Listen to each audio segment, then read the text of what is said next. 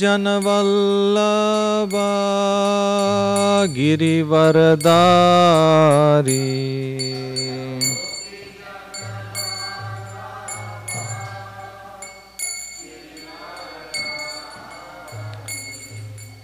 गोपीजन वल्लभा गिरिवरदारी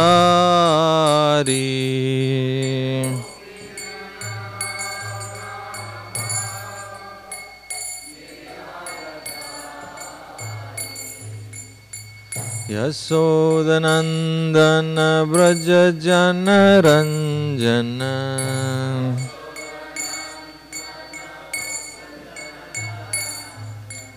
यशोदानंदन ब्रज जन रंजन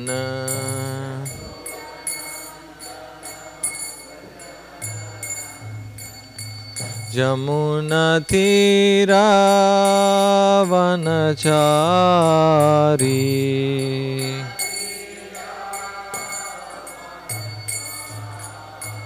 यमुना तीरा वनचारी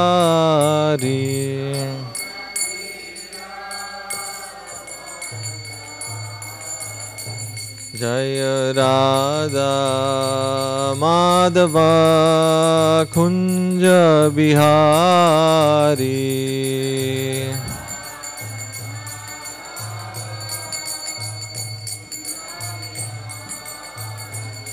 जय राधा माधव कुंज बिहारी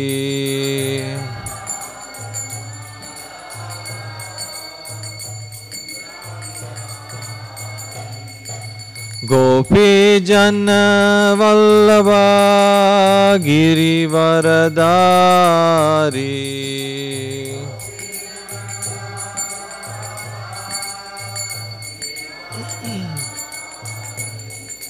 गोपी जन वल्लभा गिरिवरदारी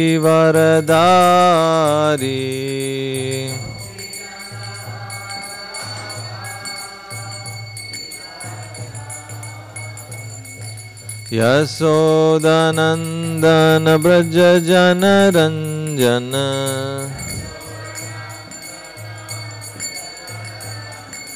यशोदानंदन ब्रज जन रंजन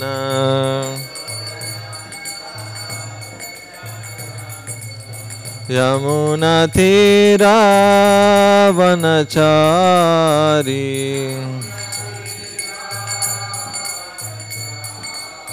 यमुना तीरा वनचारी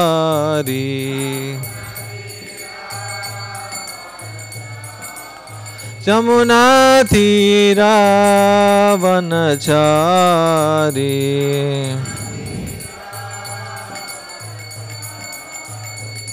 जय राधा माधव कुंज बिहारी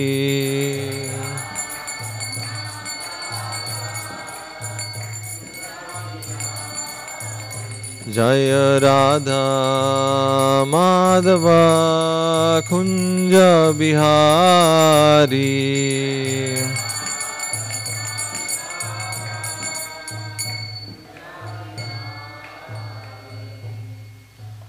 जय ओम विष्णुपाद परमहंस परि जगच्चार्य अष्टोदश सदश्री श्रीमान अभय चरण अरविंद भक्ति वेदांत स्वामी शिल प्रभुपाद की जय। जय ओम विष्णुपाद परमहंस परि जगच्चार्य अष्टोत्तर सतश्री श्रीमात शिल भक्ति सिद्धांत सरस्वती गोस्वामी प्रभुपाद की जाए।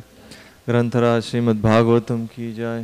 All glories to the assembled devotees, all glories to the assembled devotees, all glories to the assembled devotees, all glories to Sri Sri Guru and Gaura.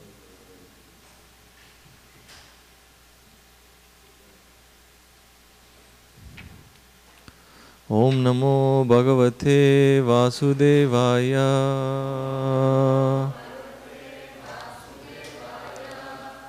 Om Namo Bhagavate Vasudevaya.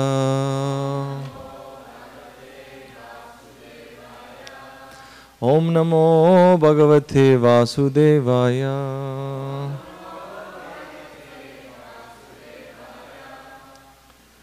Reading from Grantaraj Srimad Bhagavatam, Canto 9, Chapter 4, Text 29. Chapter entitled Ambarish Maharaj Offended by Durvasa Muni.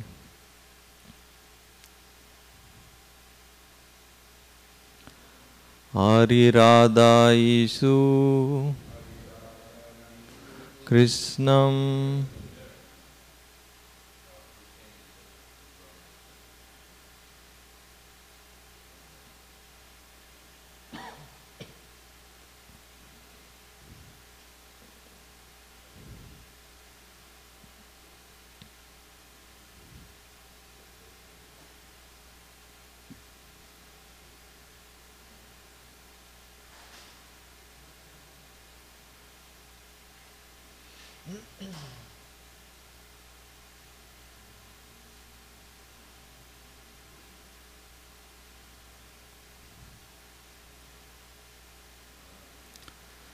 Arirādhaisu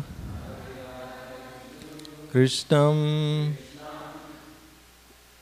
Mahisya Tulya Silaya Yukta Samvatsaram Vira Dadara Dvadasi Vratam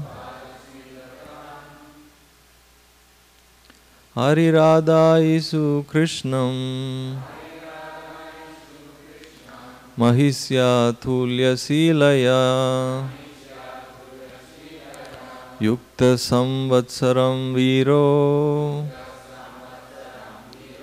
Dadara Dvadasi Vratam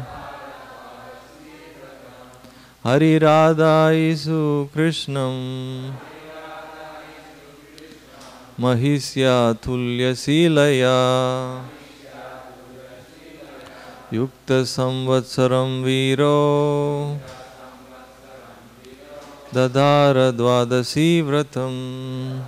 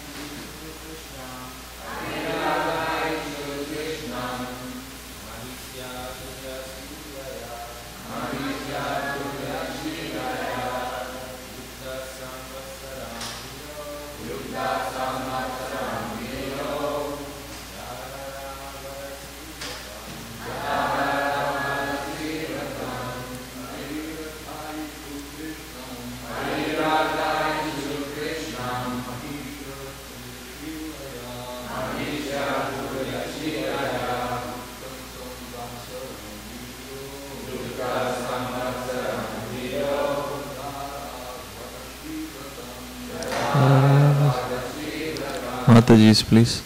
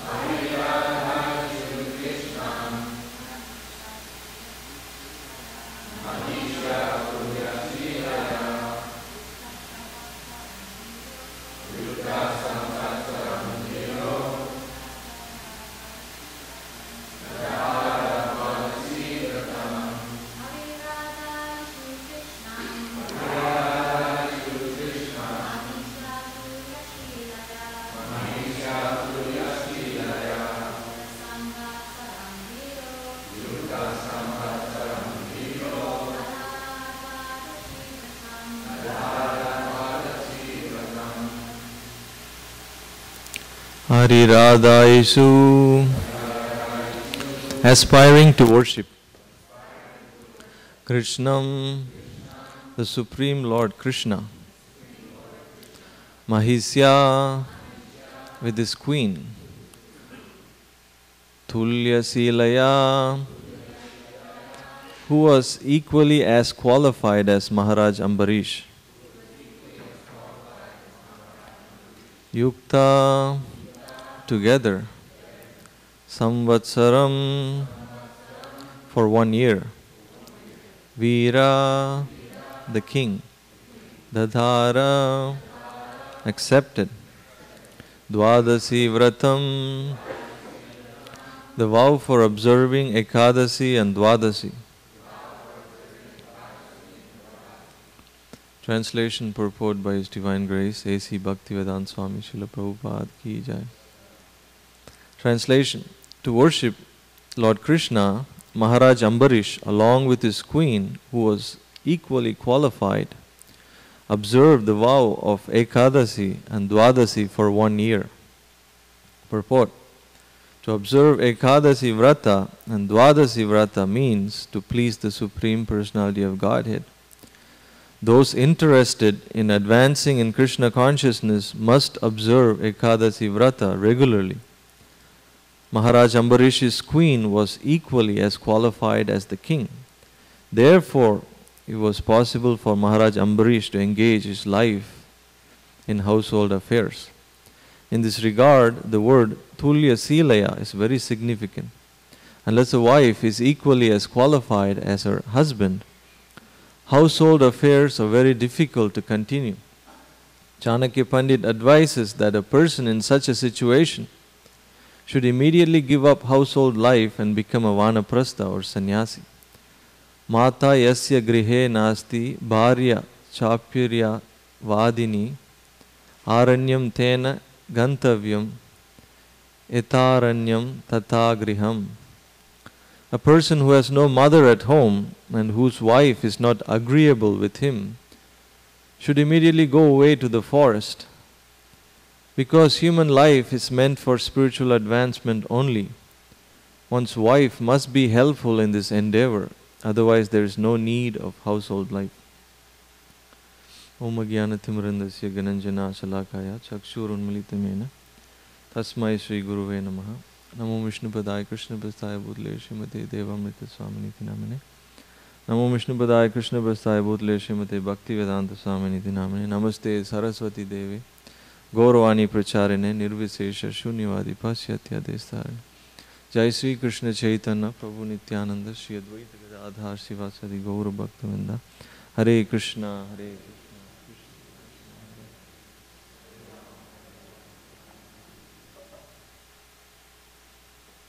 So Prabhupada talks about Ekadasi. I was doing I was just reading some things Prabhupada said, but the general understanding is, like Prabhupada says, that the main thing is to hear and chant on Ekadasi. That's the main thing. To save time and to hear and chant extra. Like Tamal Krishna Maharaj is speaking to Prabhupada on a morning walk, and Tamal Krishna Maharaj is saying to Prabhupada how he heard that Ekadasi is very inauspicious, therefore we have to chant extra rounds to counteract. And Prabhupada laughs and says, actually Ekadasi is most auspicious and the chanting is most effective. And Tamal Krishna Maharaj says, I remember one time that you asked us to chant 25 rounds. And then Prabhupada says, minimum. And then Tamal Krishna Maharaj says, so should we make it like mandatory in all temples that everybody should chant 25 rounds? And Prabhupada says, we are 16 rounds. And then Tamal Krishna Maharaj says, no, I mean on Ekadasi. And Prabhupada says, on Ekadasi there is no other business, simply chant. And Tamal Krishna Maharaj asks Prabhupada, so no preaching? No, like no going out and preaching. Prabhupada says these rules and regulations are not for preachers. This is for the people, devotees that are sitting idle, Prabhupada says. Sitting idle all day. And Prabhupada says preachers are so exalted, they haven't got to follow any regulation. And then Prabhupada says, but don't take it like that. In other words, you shouldn't think you're so advanced. And Prabhupada says preachers are first class. And then Prabhupada concludes by saying how it's not his manufacture. Prabhupada says, it's not my manufacture. This is coming from my Guru Maharaj. And then Prabhupada gives the example of how a brahmachari, he was feeling weak to be able to go on, do his service. So Prabhupada, Bhaktisiddhanta Prabhupada told him, just take prasad and go and preach like that. And another conversation, we have Rameshwar Prabhu here. Actually this conversation, Prabhupada speaking, Rameshwar Prabhu is asking. So the conversation, it says, Rameshwar Prabhu is asking Prabhupada, so it's on the calendar, it says it's Bhima Ekadashi. And Prabhupada says, yes, it's Bhima Ekadashi. And Rameshwar Prabhu says, so I've been told that if one fasts on Bhima Ekadashi, that is like fasting all the Ekadasis. Is that true? And Prabhupada says Ekadasi means fasting. Either Bhima or Arjuna, Prabhupada says. But we cannot fast. Speaking about, us conditioned souls. Prabhupada. Therefore, we have to take little fruits. And otherwise, Ekadasi means fasting. Then Tamal Krishna Maharaj asks, if it is possible, should we go without eating at all? Prabhupada says, yes, but don't lie down and sleep. And one devotee, Mahendra, is saying, eating Mahaprasadam is also fasting. Prabhupada asks, who says? And the devotee Mahendra says, you said that to Paramahamsa Swami once. And Prabhupada is asking, and you heard from Paramahamsa? And Mahendra says, no, I was in the room. It was when he was trying to observe Chaturmasya. Prabhupada said, I never said that. Mahendra says, oh, okay, I must have heard wrong. And Prabhupada concludes by saying, if there is service and on my fasting service will be stopped, then I can take. First consideration, service. Now if somebody feels weak, he can take Mahaprasad and render service. So general, again and again, these things come up and Prabhupada gives the same thing. Take, little fruit or milk and chant extra rounds. Do your service, don't stop your service. And we see in Chaitanya Charitamrita, Chaitanya Mahaprabhu also requested Sachi Mata that to keep this Ekadasi Vrata. And Prabhupada also writes in the purport how even if somebody is a person from Vaikunta, if he doesn't follow Ekadasi, he will fall down. So that's the reason we have to hear and chant more. And then in the purport, Prabhupada is talking about how the the queen was very favorable for devotional service. Therefore, Ambarish Maharaj was able to serve. So even in our recent history, we've seen so many times how a woman is actually a great inspiration for man. And also there's a saying, famous saying, how behind every great man is a great woman. My guru was joking, he says in New Zealand it's the other way around. You have to say behind every great woman there is a man. Because they're like very feminist and, So, there is this pastime of this alvars, just like we have Goswamis in our disciplic succession. Similarly in South India, they have alvars. There's 12 of them. And they're great Vaishnavas, they actually paraphernalia of the Lord, like disc and conch and chakra, they all incarnate into this world to spread Krishna consciousness. So one of them, his name was Tirumangai, and he was actually a highway robber before he became a devotee, before he met this Mataji. And he fell in love with this devotee girl, but she asked him, she said, if you can feed every day at least like 1,000 Vaishnavas. Actually, she said to him, if you become a Vaishnava, then I can marry you. So he went and, he doesn't know what it is. So he went and got all the dress and the tilak and everything and came back. And he said to her, like, now I'm qualified. She said, no, you have to learn what means real Vaishnava. It's not just an external appearance, it's actually a consciousness, it's a service attitude to the devotees. So he asked her, like, so what do you want me to do? So she said, you have to feed at least every day 1,000 Vaishnavas. So he did it. He would go and he would steal and rob and whatever it took. And the Vaishnavas were generally scared of him. The whole town was scared of him, but he would forcefully bring them and feed them. And then his feasts were so great that eventually the word spread and more people were coming, like more than thousands. So this way he was serving. Every day he was serving. And one time he didn't have much money. He was actually going to rob this wedding party that was passing through. And with the sword in his hand, he actually took all the jewels and everything valuable from this party. And he saw this girl was wearing a ring in her toe. So he said to the girl, like, give me the ring. She said, it's been there forever and I can't remove it. If you can, you take it. So he went down and he was trying to remove and he couldn't. So he put his mouth around the toe, like, to remove it.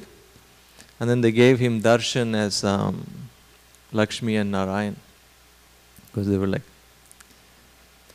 so pleased with him. And he did so much service. This whole Sri Rangam temple, it was just like a jungle. Was nothing was going on. He renovated it. It's interesting. He actually had a group of men that worked with him. One of them can open any locks. One can win any conversation. One can walk on water. And one can step on your shadow and you cannot move. So he was systematically plundering. And then it came to a stage where these guys were not devotees. And they demanded from him, we worked so much for you all life and, right now we need some money. So Tirumangai, he said to them, I have this treasure. I know you guys will bother me later, so I have hidden this treasure in this river, in the middle of river. So if you come with me, then I can give it to you, this treasure. So he took him in the middle of Kaveri river. And he actually, one by one, he drowned all of them. And he was like 100 years old at the time. And he just came back, to do his service. I mean, we cannot imitate these great personalities, but I'm just saying, he was just like, nobody, but then by inspiration of Mataji, he became a great devotee. So like Prabhupada says in the purport, if the wife encourages and assists the husband in Krishna consciousness, then it's wonderful. But the problem is, in this day and age we live in, it's very difficult. It's very difficult to have any relationships because of selfishness. Everybody in this Kali Yuga is selfish. And when you think like you're the center and the other person is thinking like he or she is the center, then it becomes like really difficult. to come together and serve, because our minds and senses are constantly agitated. So it's very hard to serve. And Prabhupada's writing, we can read in the Prabhupada Leelamrita how, even Prabhupada's wife was not cooperating with him. We all know that she actually sold some of his manuscripts. Actually, she traded for like some biscuits, or rusk, and she wouldn't stop drinking tea and like that. So Prabhupada said, this is tea or me, Prabhupada said, and she said tea. So it's good for us, I guess. So Prabhupada left. Even in the pastimes of Tukaram, it's mentioned how, Saint Tukaram in Maharashtra, he was very famous. Lokanath Maharaj comes from that place. And he was such a great devotee, but the wife was not at all interested. She was constantly like harassing him. And one time the Vaikuntha airplane came. So he went to her and said, let's go. Krishna is so kind, he sent his Vaikuntha airplane. And she said, no, I have to milk my buffalo. I'm busy, like you go ahead, I don't even believe in these things. And even in the lifetime of Ramanujacharya, it's explained that how, his wife was, not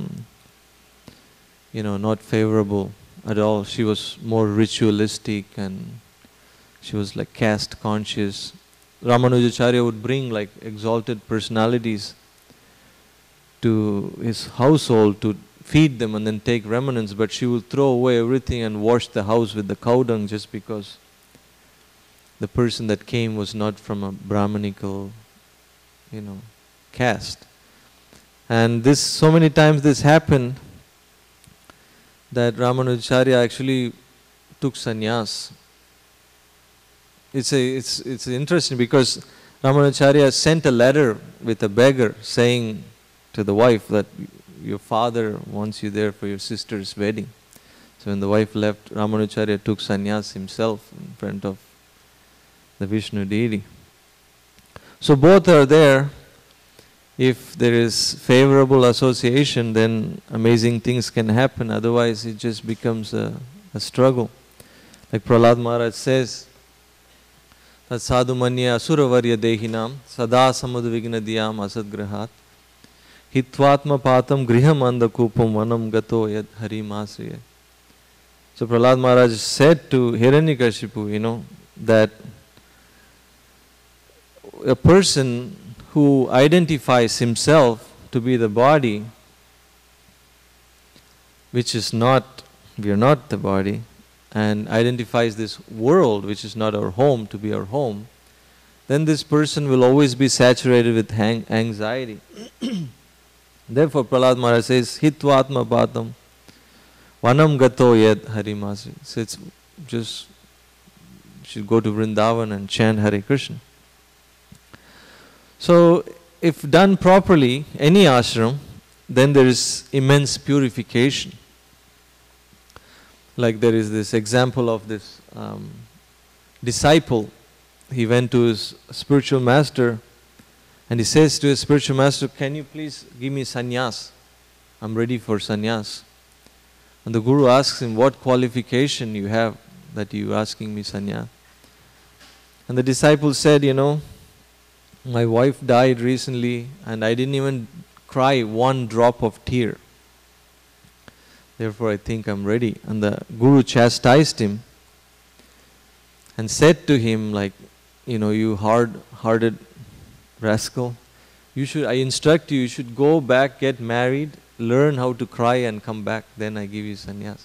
Because sannyas means you're constantly crying for everybody's benefit. So every ashram, there is some difficulty. Like one time, my Guru Maharaj said, we cannot just run from one ashram to another, trying to avoid sacrifice, trying to avoid tapasya. That's not going to work. All the ashrams, there is tapasya and it's meant for purification. one brahmachari was asking my Guru Maharaj, about different ashrams. My Guru said, all of them are good, but the best is brahmachari ashram. It's easier to serve. And then the brahmachari said to my Guru, oh, I heard this from your lectures many times. And my Guru Maharaj asked him, so what did you think? I don't mean it. You heard it so many times, but what did you think? So, we see that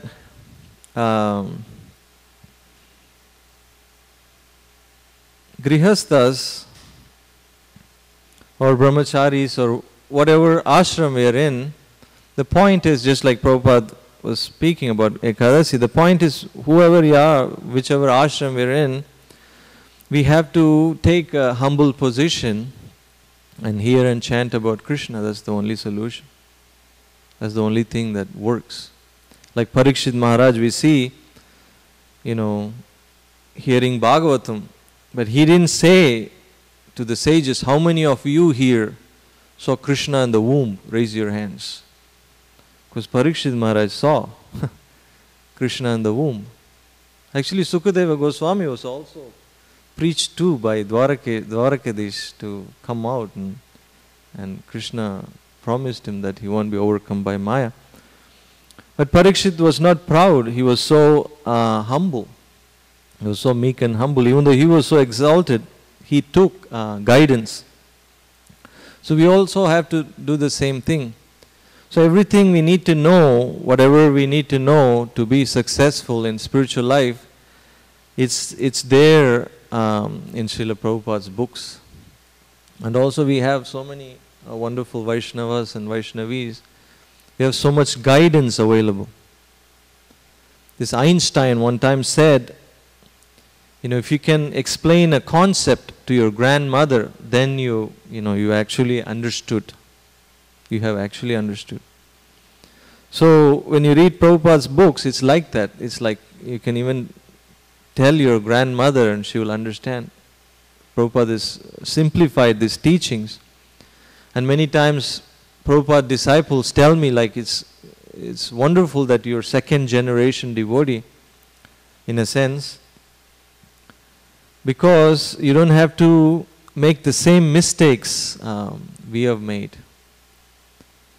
You have the example, you have the guidance, so we are so fortunate in that sense. And this is so valuable, this guidance of seasoned devotees, senior devotees. Because when we are in Maya, we cannot help ourselves. We need help from outside. Like Bhaktisiddhanta Saraswati Thakur, he gives this really interesting example.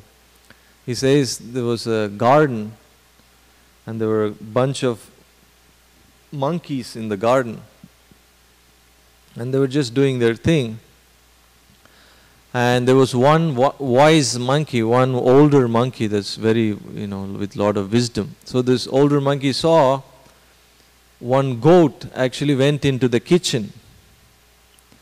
And then the cook actually took the burning log out of the stove and threw it at the goat to chase him away. So immediately this older monkey said to all the younger ones, he said, we should all leave from here. And then the other ones couldn't understand, like, why you're saying that? He said, I saw how this goat was beaten with the burning log. And then the younger monkeys, the young ones, they're asking, so what? And the older monkey said, what's going to happen is, again the goat will go in the kitchen, and will be beaten by a burning log of fire, and then the goat with fire in his back, he's going to run into the barn, and all the hay is going to catch fire.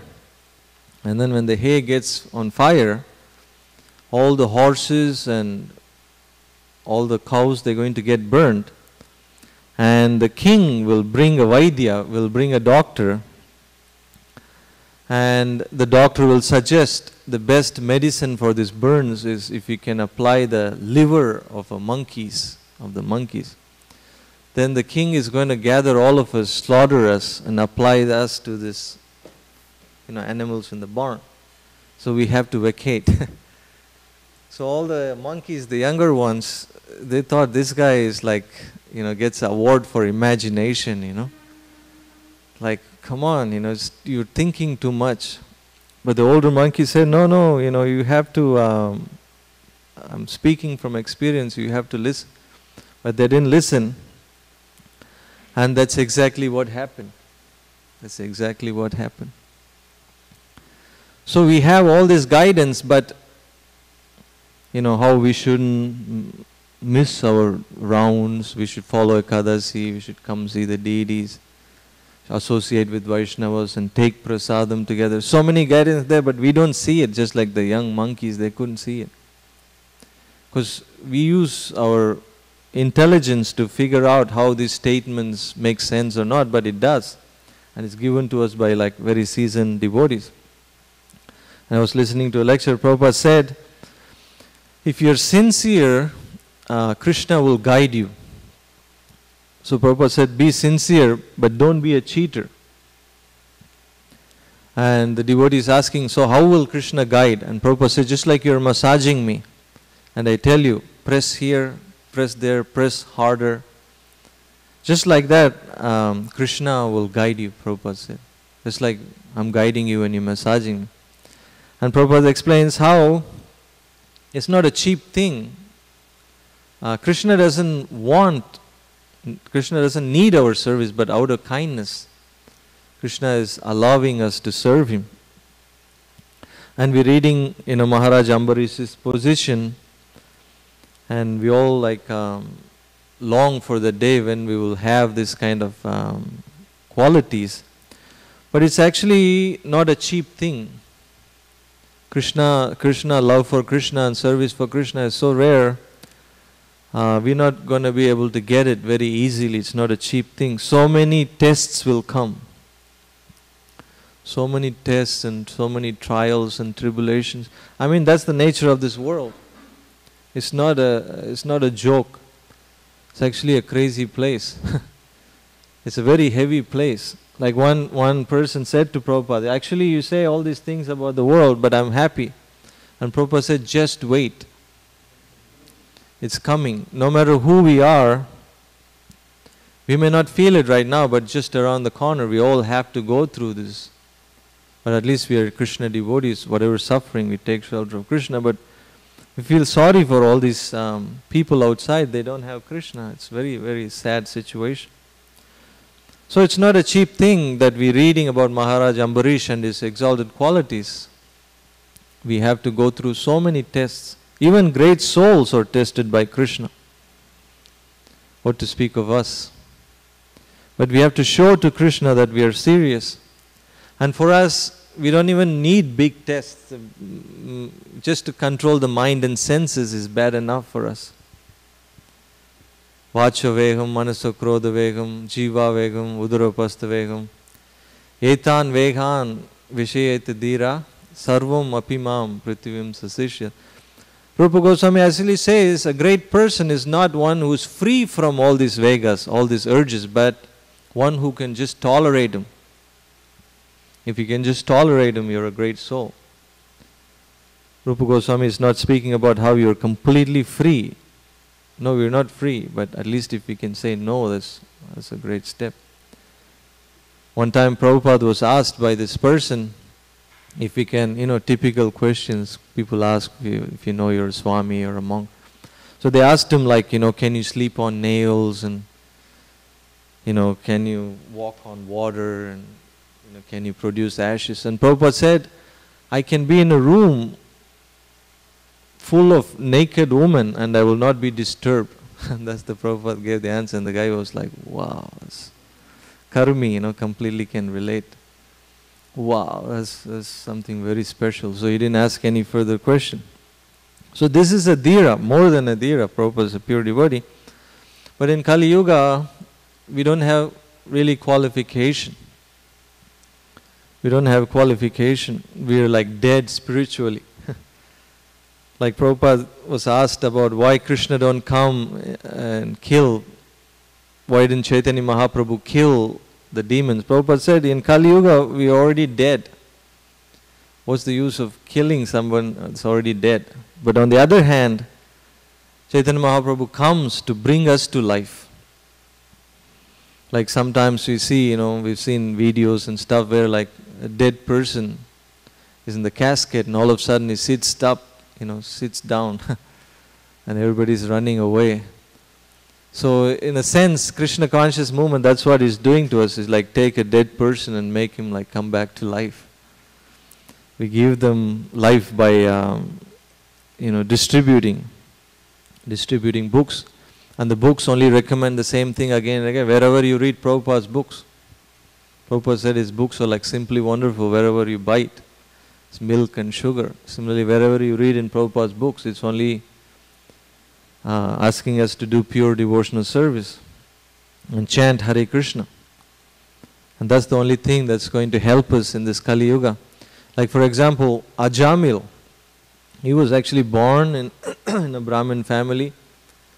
And this was in a time where practically there was no illicit sex and meat eating, gambling. He was so protected. And he was a qualified Brahmana, and it's actually explained he had so many good qualities. But just slightest provocation, he fell down.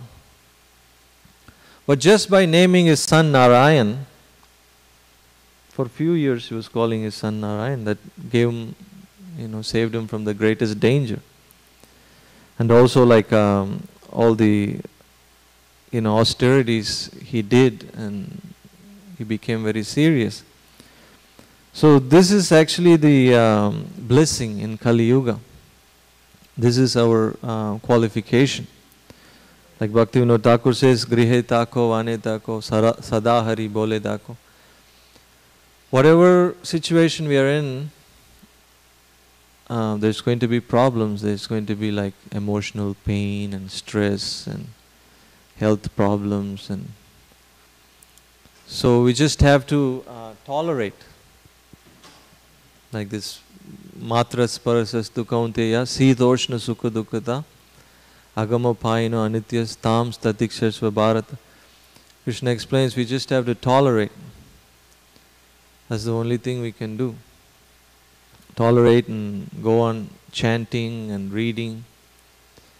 And if it doesn't work, increase the dose. Just like you have to hear and chant more.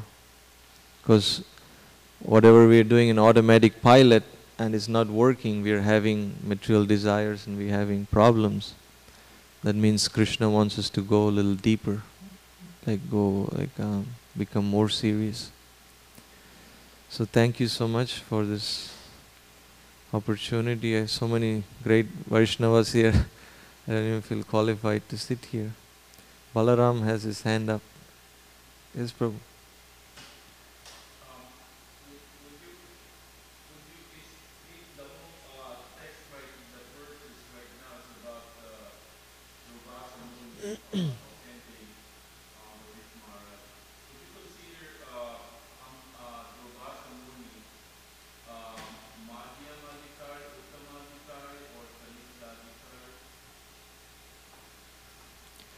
If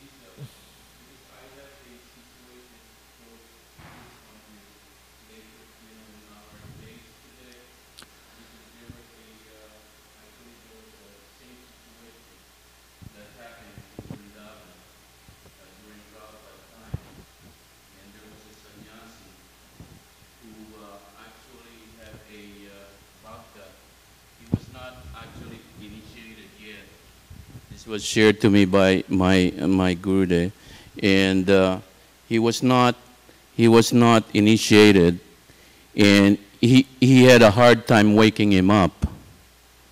So one day he took a bucket of water and woke up the bhakta, and the bhakta went to his father. He was very disturbed. He went to his father, complained to his father, and his father complained to Prabhupada. And Prabhupada immediately called the sannyasi, and my guru was in the room, and he actually told the sannyasi that even if you are sannyasi and this boy is not even initiated, you should go back immediately to him and offer your obeisances, so your spiritual life will not be disturbed. So exactly like that. So I just wanted to point, if I'm also curious if Durvasa Muni is what you qualify him, because in one point, and there are stories also that Srimati Radharani honored Durvasa Muni. So how was these things happen? If I remember correctly from Prabhupada's books, that he was not a devotee. He was like, I mean, it's not a, like Prabhupada quotes this verse, Harav abhaktasya kuto mahatuguna, that a devotee has all the qualities of a demigod, but if you're not a devotee, like a pure devotee, then you don't have any qualifications. So maybe some senior Vaishnavas can comment, like Mala Bhakta Prabhu.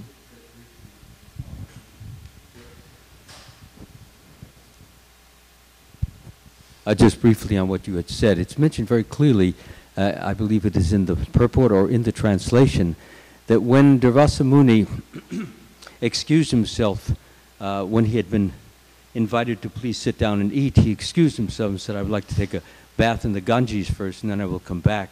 Then it is mentioned that when he entered the Ganges, he closed his eyes and entered the impersonal realization. This is what he, in other words, he meditated on the infinite light.